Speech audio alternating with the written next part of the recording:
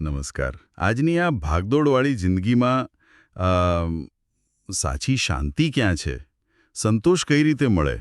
આ પ્રશ્ન આપણા બધાના મનમાં ક્યાંક ને ક્યાંક તો હોય જ છે. બિલકુલ. તો આજના આપણા ગહન ચિંતનમાં આપણે આવા જ કેટલાક સવાલોના જવાબ શોધવાની કોશિશ કરીશું, અને એ પણ શ્રી પ્રેમાનંદજી મહારાજના ઉપદેશોના આધારે. હા, ખૂબ જ સુંદર વિષય છે. આપણી આ વાતચીતનો આધાર છે ગુજરાતીTV.com પર પ્રકાશિત થયેલો એક લેખ. એ લેખ સેવક માધવ જસાપુરાએ તૈયાર કર્યો છે, જેમાં મહારાજજીના એક સત્સંગ સત્રની વાત છે. ભક્તો પ્રશ્નો પૂછે છે અને મહારાજજી જવાબ આપે છે. હા, એ સત્સંગ ખરેખર અદ્ભુત હોય છે. આપણો હેતુ એ છે કે રોજબરોજના જીવનમાં જે તણાવ છે, નકારાત્મકતા છે, સંબંધોની ગૂંચવણો છે, એ બધા માટે થોડું માર્ગદર્શન મળે, થોડી સ્પષ્ટતા આવે. ચોક્કસ. તો ચાલો શરૂઆત કરીએ. એક બહુ જ સામાન્ય પણ મહત્વનો પ્રશ્ન જે સંજયભાઈએ પૂછ્યો છે કે શહેરની આ અંધાધૂંધીમાં, આ દોડધામમાં મનની શાંતિ મળે કઈ રીતે? ખરેખર આ તો યુગ પ્રશ્ન છે. અને મહારાજજીના જવાબ છે ને, એ આમ સાંભળવામાં બહુ સરળ લાગે, પણ છે ખૂબ ગહન. શું કહે છે મહારાજજી?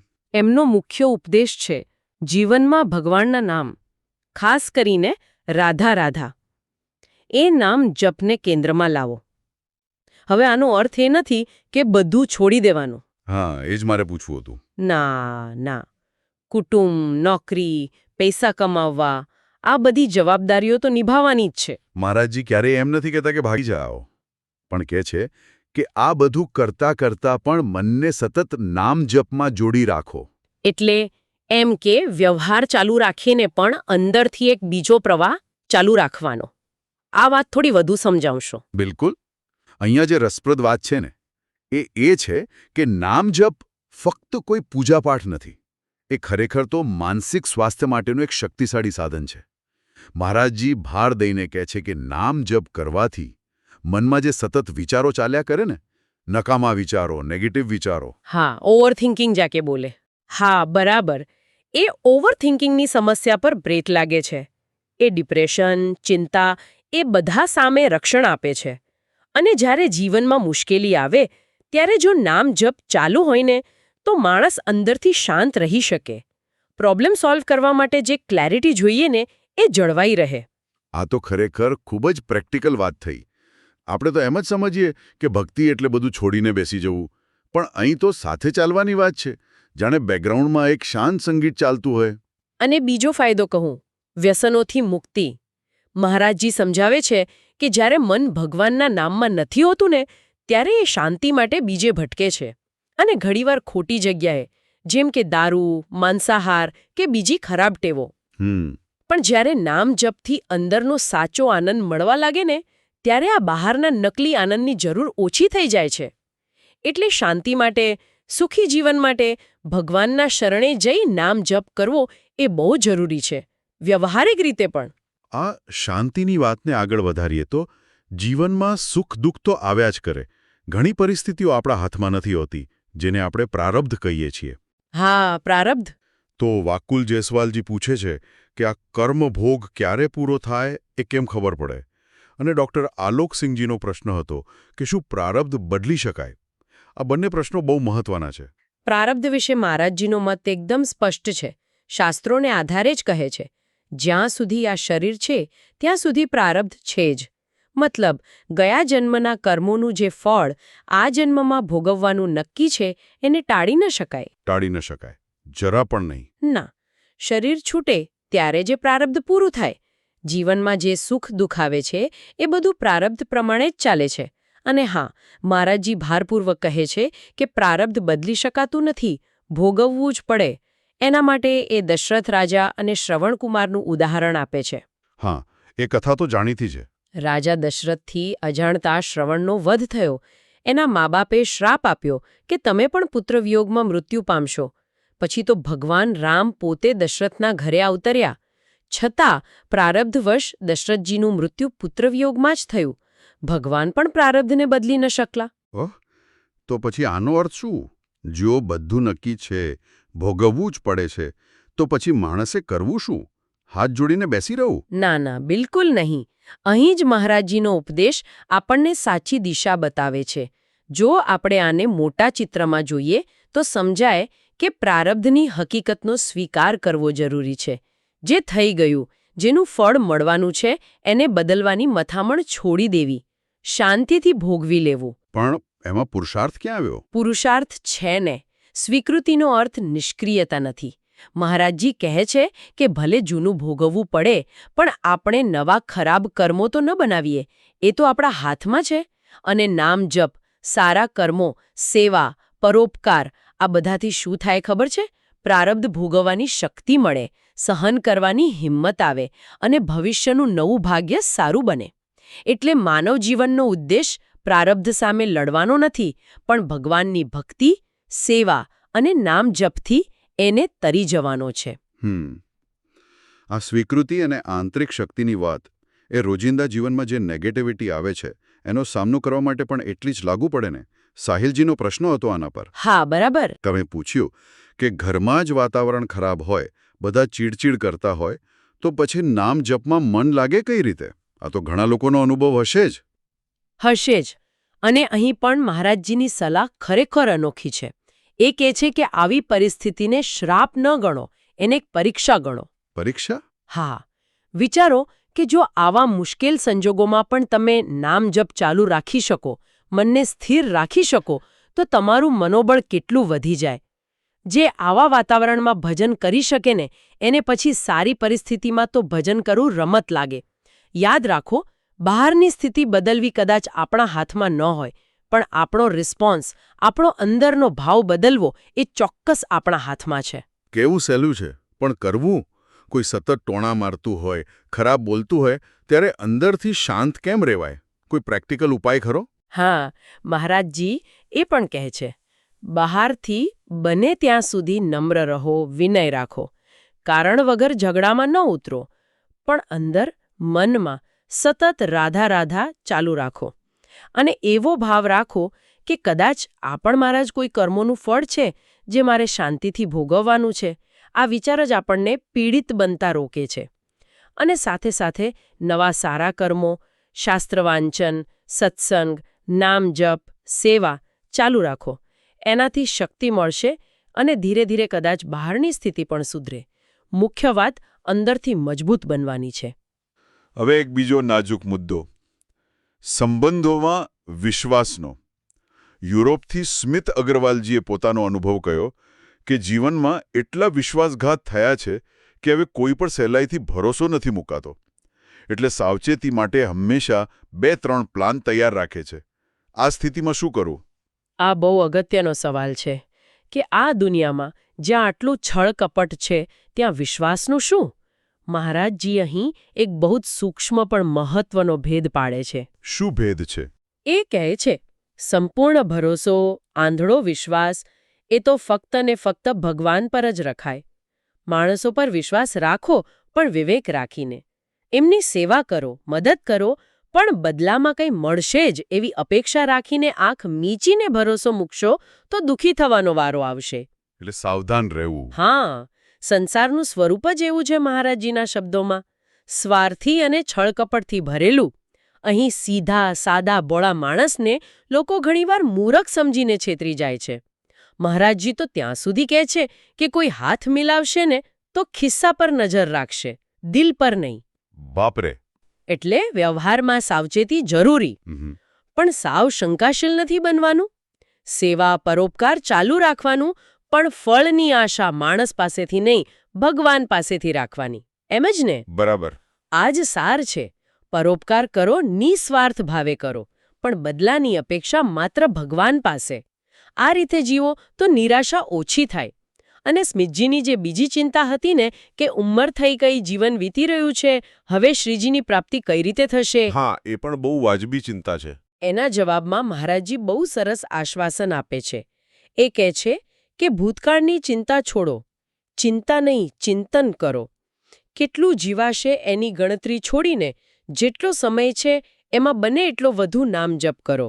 કારણ કે શાસ્ત્રો કહે છે, અને અજામિલનું ઉદાહરણ છે, કે મરતી વખતે જો એકવાર પણ સાચા ભાવથી ભગવાનનું નામ નીકળી જાય ને તોય ઉદ્ધાર થઈ જાય. ખરેખર? એક જ વાર. હા.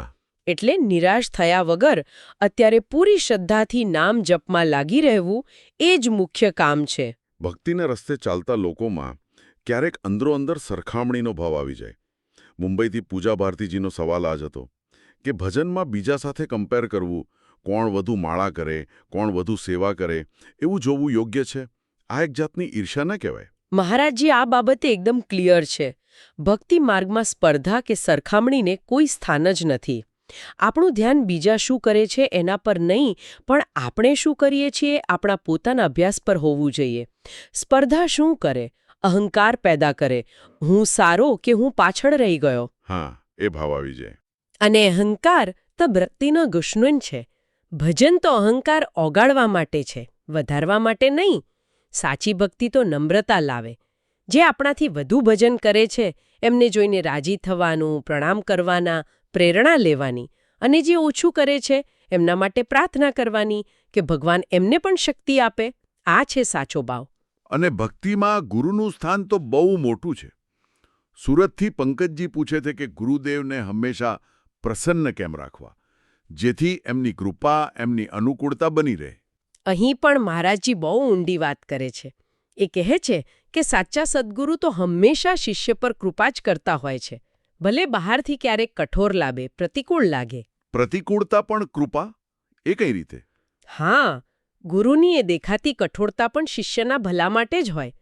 કદાચ કોઈ આસક્તિ છોડાવવા, અહંકાર તોડવા કે એને વધુ મજબૂત બનાવવા માટે. મહારાજજી પેલું બાળકનું ઉદાહરણ આપે છે. માં છોકરાને મારે તો પણ છોકરું રડીને કોની પાસે જાય? મા પાસે જ. આમ ન છોડ્યું. સાચી શરણાગતિ એટલે સુખ, દુઃખ, સારું નડશું બધું જ ભગવાનની કૃપા સમજીને સ્વીકારી લેવું.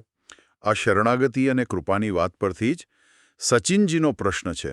એમણે સાંભળ્યું છે કે ભગવત પ્રાપ્તિ પ્રયત્નથી નહીં, સમર્પણથી થાય છે. તો એમનો સવાલ છે કે નિરંતર નામજપ કરવો, ધર્મ પાળવો, કોઈનું ખરાબ ન કરવું અને ફક્ત શ્રીજી અને ગુરુના આશરે રહેવું, શું આટલું કરવું એ જ પૂર્ણ સમર્પણ છે? શું આ પૂરતું છે ભગવત પ્રાપ્તિ માટે? મહારાજજી કહે છે, હા, બિલકુલ. આ જ રસ્તો છે, આ જ સમર્પણ છે, અને આનાથી જ પ્રાપ્તિ થાય. પણ સાથે એક ચેતવણી પણ આપે છે. આ રસ્તો દેખાય છે એટલો સહેલો નથી, બહુ કઠિન છે. ખાસ કરીને મનને કાબૂમાં રાખવું, એને સતત ભગવાનમાં લગાવી રાખવું. અરે, એ તો ક્યારે છટકીને ક્યાંનું ક્યાં પહોંચી જાય ખબર જ ન પડે. સાચી વાત છે. મન તો વાંદરું છે. હા, એટલે એને વશમાં રાખવું એ ખાલી આપણા જોર પર નથી થતું. એમાં ભગવાનની કૃપા અનિવાર્ય છે. એટલે ભલે રસ્તો સાચો પકડ્યો હોય, પણ સાધકે ક્યારે એવા ગુમાનમાં ન રહેવું કે હું બરાબર ચાલી રહ્યો છું. હંમેશા દીનતાનો ભાવ રાખવો. પોતાની અસમર્થતા સ્વીકારીને ભગવાન પાસે કૃપા માંગતા રહેવું. પ્રયત્ન અને કૃપા બંને મળે ત્યારે સાચું સમર્પણ થાય. હવે એક એવો સવાલ લઈએ જે લગભગ બધા સાધકોના મનમાં ક્યારેક ને ક્યારેક આવતો જ હશે, ખાસ કરીને આજના જમાનામાં. કયો સવાલ? હરિયાણાથી વિકાસ ગર્ગજી પૂછે છે, કળિયુગમાં સાચા સંતને ઓળખવા કેવી રીતે? ચારે બાજુ આટલા બધા બાવાઓ, સાધુઓ ફરે છે, અસલી કોણ, નકલી કોણ ખબર કેમ પડે? અહીં વાત ખરેખર રસપ્રદ બને છે. અને મહારાજજીનો આનો જવાબ ખરેખર આંખ ખોલી નાખે એવો છે. એ સ્પષ્ટ કહે છે કે બહારના ચિહ્નો, ભગવા કપડાં, દાઢી, તિલક એના પરથી કંઈ નક્કી ન થાય. કારણ કે એ તો કોઈ નાટકવાળો પણ સરસ વેશ ભજવી શકે. સાચા સંતના લક્ષણો તો અંદરના છે, જે બહારથી દેખાય નહીં. ભાગવતજીમાં જે લક્ષણો કહ્યા છે એ મહારાજજી ગણાવે છે. જેમનું મન હંમેશા ભગવાનમાં જ લાગેલું રહે, મય્યાક્તમનઃ, જે અત્યંત સહનશીલ હોય, તિતિક્ષવઃ, જે કરુણાથી ભરેલા હોય, કારુણિકાઃ, જે બધા જીવોના મિત્ર હોય, કોઈના દુશ્મન નહીં, સુહૃદઃ સર્વદેહિનામ, જે માન અપમાનમાં સમાન રહે, જેમના વિકારો શાંત થઈ ગયા હોય, જે નિષ્કામ હોય, અનાસક્ત હોય. આ બધું તો અંદરની વાત છે. એ બહારથી કેમ પરખાય? એટલે કે આપણે કોઈના દેખાવ કે વાતો પરથી નક્કી ન કરી શકીએ કે એ સાચા સંત છે કે નહીં. અશક્ય જેવું. લગભગ અશક્ય. મહારાજજી ઉદાહરણો પણ આપે છે શાસ્ત્રોમાંથી. જડભરતજી, મહાન જ્ઞાની, વિરક્ત સંત, પણ કેવા રહેતા હતા? સાવ અવધૂત જેવા, મેલાઘેલા. રાજા રહુગણ પોતે સત્સંગી હતો. કપિલ ભગવાન પાસે જ્ઞાન લેવા જતો હતો. એ પણ એમને ઓળખી ન શક્યો. પાલખી ઉપાડાવી એમની પાસે. હાસ તો બીજું ઉદાહરણ સ્વપચ વાલ્મીકીનું, ચાંડાળ કુળના. યુધિષ્ઠિરના યજ્ઞમાં મોટા મોટા દેવો ઋષિઓ જમ્યા, પણ યજ્ઞનો શંખ ન વાગ્યો. ભગવાને કહ્યું, કોઈ અકિંચન મહાભાગવત ભક્ત જમશે ત્યારે વાગશે. એ ભક્ત કોણ? આ સ્વપચ વાલ્મીકી, જે રોજ બાર પડેલા એઠા પતરાળા ઉપાડતા હતા. કોઈ ઓળખતું નહોતું. એમને જમાડ્યા. દ્રૌપદીજીએ મનનો ભાવ સુધાર્યો ત્યારે શંખ વાગ્યો. એટલે કહેવાનો મતલબ કે સાચા સંતને ઓળખવા બહુ જ અઘરા છે. તો પછી કરવું શું? કોના પર ભરોસો રાખવો સામાન્ય માણસે? મહારાજીનો છેલ્લો જવાબ એ જ. સાચા સંતને ઓળખવાની શક્તિ કે બુદ્ધિ આપણામાં નથી. એ તો ભગવાન જ ઓળખાવે. એમની કૃપા થાય તો જ મળે. એટલે આપણે તો ભગવાનને જ પ્રાર્થના કરવાની કે હે પ્રભુ, કૃપા કરીને કોઈ સાચા સંતનો ભેટો કરાવજો. તુલસીદાસજીએ કહ્યું જ છે, બિનુ હરિ કૃપા મિલે નહીં સંતા. આની સાથે જ એક નાનો પણ સુંદર પ્રશ્ન જીનોએ પૂછ્યો હતો, વ્રજ એટલે શું? વ્રજ કોને કહેવાય? સંસ્કૃત ધાતુ વ્રજનો એક અર્થ થાય છે જવું કે વ્યાપવું. જે પરમાત્મા બધે જ વ્યાપેલા છે, એ જ્યારે લીલા કરવા માટે એક ખાસ ધરતી પર પ્રગટ થાય, એ 84 કોસની ભૂમિ એટલે વ્રજ. સંતો કહે છે કે વ્રજભૂમિ એ ખાલી માટી નથી, એ તો સાક્ષાત શ્રીકૃષ્ણનું જ સ્વરૂપ છે, ચિન્મય છે. એટલે વ્રજમાં રહેવું એટલે જાણે ભગવાનના ખોળામાં રમવું. વાહ, ખૂબ સરસ. અને હવે આપણે ચર્ચાના અંત તરફ જઈએ. ભક્તિનું અંતિમ લક્ષ્ય અને ધ્યાનની રીત વિશે અંકુશજીના 2 પ્રશ્નો છે. હા, બોલો. પહેલો, નિકુંજ વિશે. ભગવાનનું જે નિત્ય ધામ છે, ત્યાં પણ શું આપણા જેવી અલગ અલગ જગ્યાઓ હશે? અને મહારાજજી જેવા સંતો ત્યાં પણ મળશે? બીજો, ધ્યાન કોના પર કરવું? શ્રીજીના કયા સ્વરૂપ પર? બજારમાં તો જાત જાતના ફોટા મળે છે. નિકુંજ ધામ વિશે મહારાજજી કહે છે કે આપણે અહીં જે ભેદભાવ અનુભવીએ છીએ ને, હું ને તું, મારું ને તારું, એ બધું માયાને લીધે છે. ભગવાનનું ધામ તો સચ્ચિદાનંદમય છે, સત ચિત આનંદનું બનેલું. ત્યાં આવો કોઈ ભેદભાવ નથી. બધા જીવો એક રસ થઈને ભગવાનની લીલાના આનંદમાં જ મગ્ન રહે છે. એ સ્થિતિ આપણી આ બુદ્ધિથી સમજાય એવી નથી. એ તો અનુભવનો વિષય છે. એટલે એની બહુ ચિંતા ન કરવી. હા, અહીં બેઠા બેઠા ત્યાંના નકશા બનાવવાને બદલે અત્યારે આપણું કામ છે નામ જપ અને વાણી પાઠ દ્વારા આપણી ચેતના શુદ્ધ કરવાનું. યોગ્યતા આવશે એટલે બધું સમજાઈ જશે. અને ધ્યાનના વિષય પર? કયા સ્વરૂપ પર ધ્યાન કરવું? મહારાજજી મોટાભાગે નામ પર જ ધ્યાન કરવાનું વધુ કહે છે, કારણ કે નામ અને નામી ભગવાન એક જ છે. રાધા નામમાં જ રાધાજીનું રૂપ સમાયેલું છે. પણ છતાં શરૂઆતમાં જે કોઈ ફોટો કે મૂર્તિ ગમતી હોય, જેના પ્રત્યે પ્રેમ જાગતો હોય, તેના પર ધ્યાન કરી શકાય. પણ એ યાદ રાખવાનું કે શાસ્ત્રોમાં ભગવાનના જે દિવ્ય તેજોમય સ્વરૂપનું વર્ણન છે ને, કરોડો વીજળી જેવું તેજ, બરાબર, એને કોઈ ફોટામાં પૂરેપૂરું કેદ ન કરી શકાય. એ સાચા સ્વરૂપનો અનુભવ તો નામ જપ અને સંતવાણીના અભ્યાસથી, ભગવાનની કૃપાથી જ થાય. અને પેલો એક પ્રશ્ન હતો ને કે નિકુંજમાં ભૂલ થાય તો માર પડે. હા, તો જવાબ છે ના. નિકુંજ તો પરમ આનંદનું ધામ છે. ત્યાં તો એવા જ જીવ પહોંચે જેમનું મન એકદમ શુદ્ધ થઈ ગયું હોય, કોઈ ભૂલ કરવાની વૃત્તિ જ ન રહી હોય. ત્યાં તો ખાલી પ્રેમ જ પ્રેમ છે. ખૂબ સરસ. તો મહારાજજીના આ બધા ઉપદેશો પરથી આજની આપણી આ ચર્ચાનો જો સાર કાઢવો હોય તો મુખ્ય શું શીખવા મળ્યું? ચોક્કસ. પહેલું તો આજની આ અશાંતિ અને ટેન્શન સામે લડવા માટે ભગવાનના નામ જપ, ખાસ કરીને રાધા રાધાનું મહત્વ.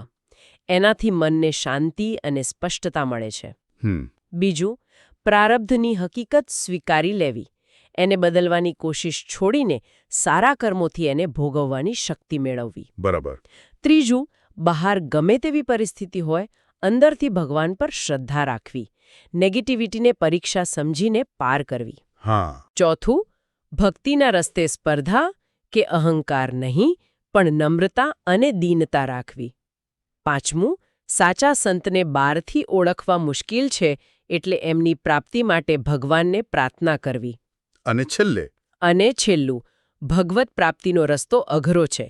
ખાલી આપણા પ્રયત્નથી નહીં, પણ સમર્પણ, દીનતા અને ભગવાનની કૃપાથી જ એ શક્ય બને છે. અને શ્રોતાઓ માટે એક અંતિમ વિચાર.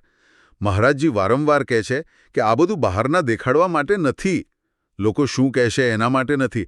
આ તો અંદરનો બદલાવ છે, મનની શુદ્ધિ છે, ભગવાનની કૃપા છે.